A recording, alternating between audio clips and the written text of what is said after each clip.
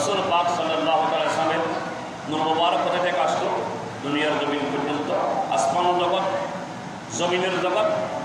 তারপরে আদম আলাইহিস সালামকে কীভাবে দুনিয়ার মধ্যে আল্লাহ প্রেরণ করার পর আল্লাহ তিনটি পুরস্কার করিতে করলেন।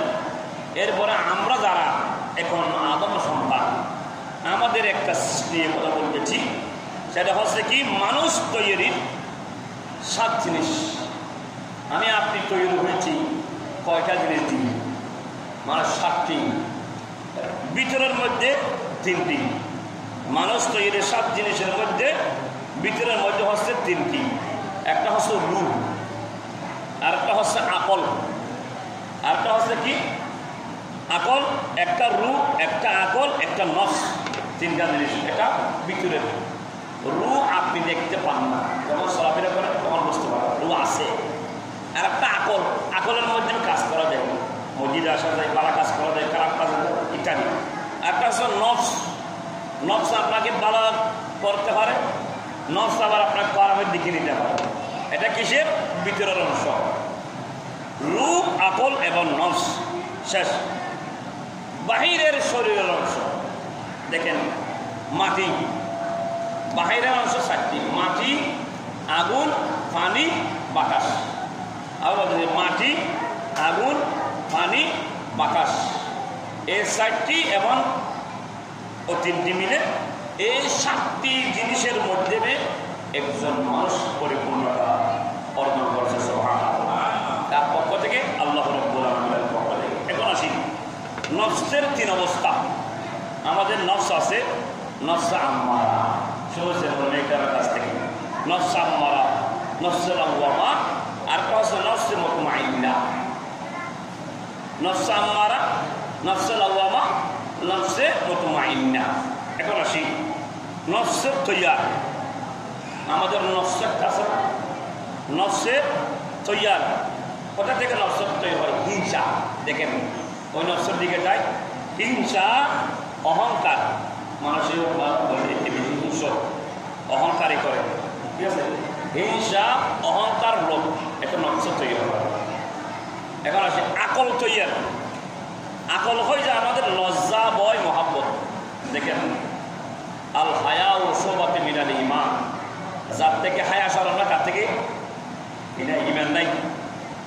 লজ্জা এমন একটা জিনিস, ভয় থাকতে হবে একজন ব্যক্তিকে।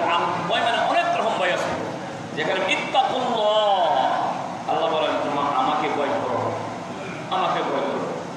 তারপরে মহাব্বত, যে মহাব্বতের মধ্যে মহব্বত অনেক রকম আছে, কিন্তু মহব্বত যে সবচেয়ে যে কার প্রতি মহব্বত থাকতে হবে, রাসূল পাক সাল্লাল্লাহু আলাইহি ওয়াসাল্লাম, লা ইউমিনু আহাদুকুম হাত্তা আকুনা হাব্বা ইলাইহি মিন ওয়ালাদিহি ওয়া ওয়ালাদিহি ওয়ান নাস আজমাইন। সুবহানাল্লাহ। এর হাজির। এখন আসি একটা জিনিস দিয়ে আমি শেষ করতেছি, নফসে লাওয়ামা। দেখেন এবং নফস এবং আকল, এই 2টা জিনিস দিয়ে। নফস যদি আকলের অধীনে হয়, খেয়াল করবেন, নফসটা যদি আকলের অধীনে হয়, ওই মানুষটি ফেরেশতার ঊর্ধ্বে কাজ করতে পারবে। সুবহানাল্লাহ। নফস যদি একটা আছে যে সেটা কিসের অধীনে হয়? আকলের অধীনে হয়, আকল দিয়ে কাজ করতে হবে। তখন ফেরেশতা হয়ে দামি হয়ে যাবে, দামি বলা যাবে ওই মানুষটি। এমন আকল বা হাসের অধীনে হইলে মানুষ পশুর সেই খারাপ খারাপ হয়ে যায়। দেখেন নফস যদি কি হয়ে গেল, যদি আকলের অধীনে হয় ফেরেশতা আস্তে দামি বলা যাবে। আর যদি আকল যখন তথা নফসরা খাসের অধীনে হলে মানুষ পশুর সাইয়ে কি হয়ে যায়? খারাপ হয়ে যায়। বর্তমান সময় এমন একটা পরিস্থিতির মধ্যে আমরা দাঁড় হয়ে আছি, পশুর সাইয়ে মানুষ এরা খারাপ হয়ে গেছে। কতগুলো মানুষ মুসলমান আবার মুসলমানকে জবাই করে আসতে হবে।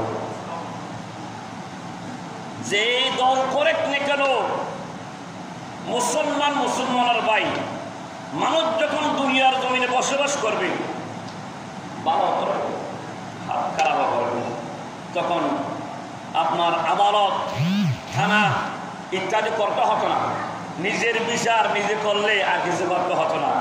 তাহলে মানুষ যখন সেই অবস্থায় পড়ে যায়, তখন ওই দিন, ওই ধর্ম, ওই মত ওই মিল্লত ওগুলো কোথায়? এগুলোর আমরা দাঁড় না, নিজেরটাই কি করি, নফসকে ফদান না দিই, আকলকে ফদান না দিই না। তখন আপনার নফসা আপনাকে কোথায় নিয়ে যাবে? আপনার খাজার কানে আপনাকে জাহান্নামের দিকে নিয়ে যাবে।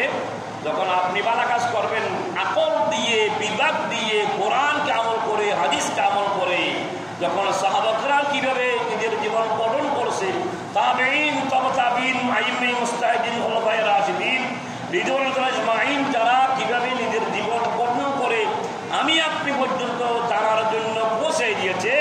বর্তমান বেলায়েতের যুগ, যে বেলায়েতের যুগের মধ্যে আল্লাহর অনেক রামের ক্ষমতা, তারা আল্লাহ পর্যন্ত পৌঁছার জন্য, আল্লাহকে রাজি করার জন্য কি কাজ করছে, কি কর্ম করছে, তাদের কর্ম, তাদের জীবন যখন আমরা গ্রহণ করব, তাদের জীবনটা অ্যানালাইসিস করে, গবেষণা করে যখন চলবো, এটা যখন তাদেরকে দেখে চলবো, আমাদের জীবনটা তখন আলোকিত হবে।